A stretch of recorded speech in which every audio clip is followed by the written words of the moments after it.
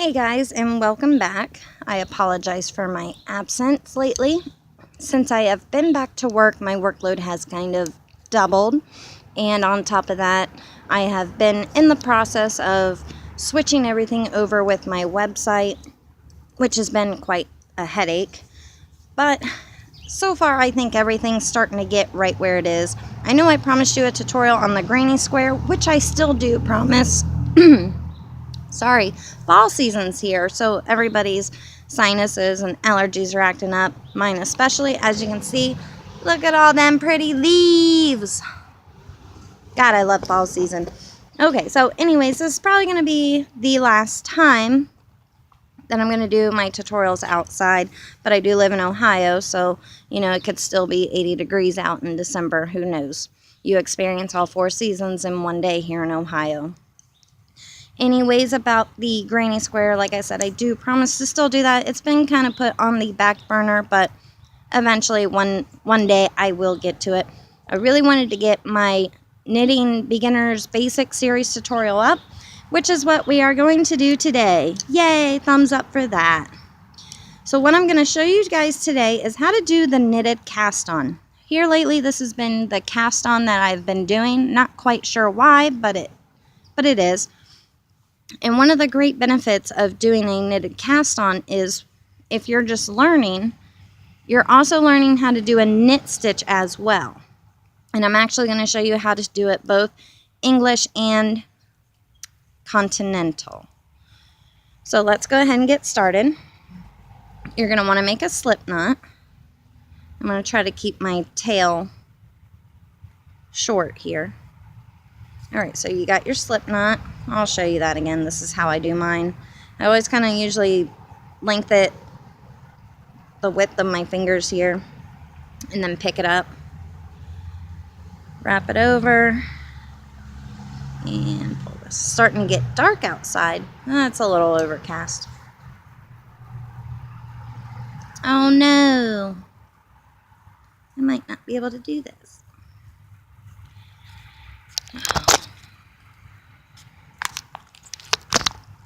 Just said my battery was low. Okay, anyway, so we got your slip knot. Insert your hook on the knot. Now, when you're doing this, you don't want to pull your slip knot like super tight. Otherwise, you're not going to be able to get your needle in there. So you want to leave it kind of loose. And if it helps, I'll show you here in a second. Crap. Okay. If it helps, you can always take your other needle and kind of insert it into the knot or the stitch before you tighten it. That way, you know, it's nice and loose. So I'm going to show you Continental style first. This is usually my preferred method of knitting, but here lately I've been doing it English style or right-handed. I don't know why. I found the new technique or a new way on how to do it with my right hand, so I've been really excited about doing it that way. But normally I'm a Continental Continental knitter, which means I use my working yarn in my left hand. So the way that I hold it, I go under the pinky, over the ring, over the middle, and over the index finger, pointer finger. What do you guys call this? I feel stupid for not really knowing a name for it. Okay, so this is how I hold it, and I kind of drape it like that. Now what you're going to do, and this is how I usually teach people, take the needle in your right hand, the point, the tip of it, kind of like if you set it, that knot's going to get in the way. Okay, so if you kind of set it like this, you're going to kind of do a swooping motion like this, so that you make an X where the right needle's behind the left. But while you're kind of swooping, you want to go into that stitch. Like you want to go in there. Focus. Okay, well maybe I'll have better luck showing you. So kind of get it in there so that it kind of looks like this. Once I do a couple and the tail's not in the way, it'll be so much easier. All right, so now that we're all set up, ready to go, you got your needle behind, you're going to yarn over. And if it helps, use your finger to hold onto that yarn. And you're going to kind of bring it back through that hole that you just went in. Like that. And then you're going to pull it. So you want to make sure your tension right here is kind of loose enough so that you can pull this.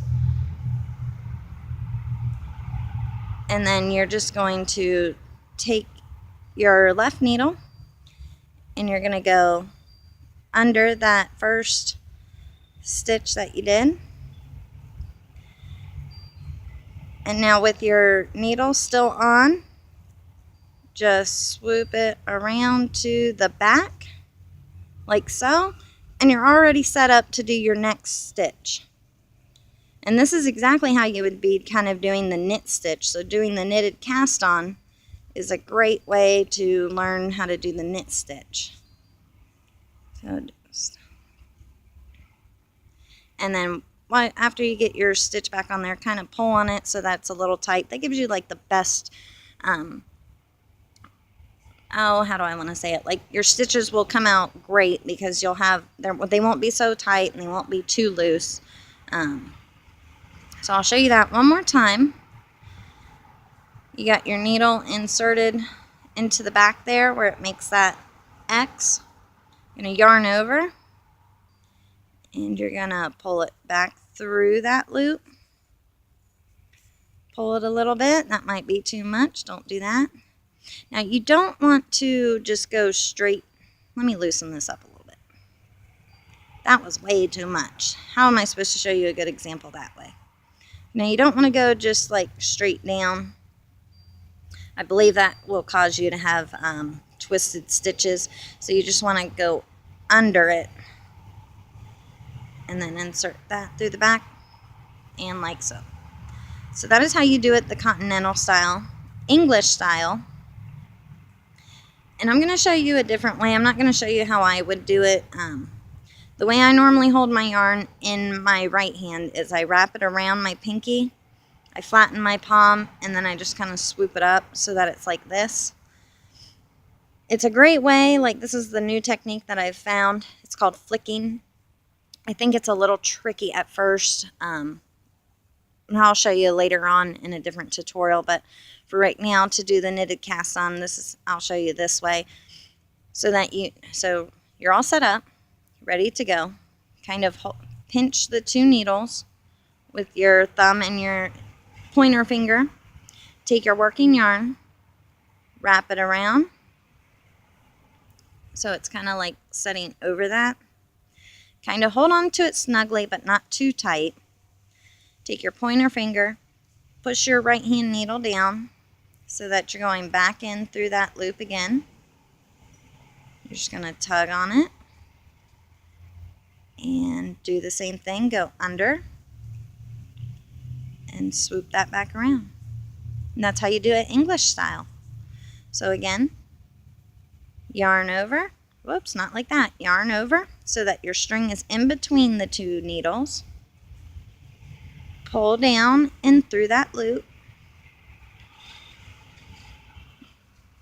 Get your string, like pull it nice and loose and go under that stitch and then back under. Oops, I think I'm pulling on. Oh, well. I'm having technical difficulties. My apologies, buddies. All right, so that is how you do the knitted cast on. It's fairly easy. Again, like I said, you get to learn how to do the knit stitch as well. So it's a great cast on to learn how to do. If you guys have any questions, comments, anything specific that you want to see, feel free to message me at handstitchtreasures@gmail.com and I will look into it. Anything that you guys send me, any requests, that's gonna help me try to come up with tutorials. Hey, I might even learn something new. So feel free to leave me comments or message me, like I said. And that is all I have for you today. And until next time, I'll see you guys later.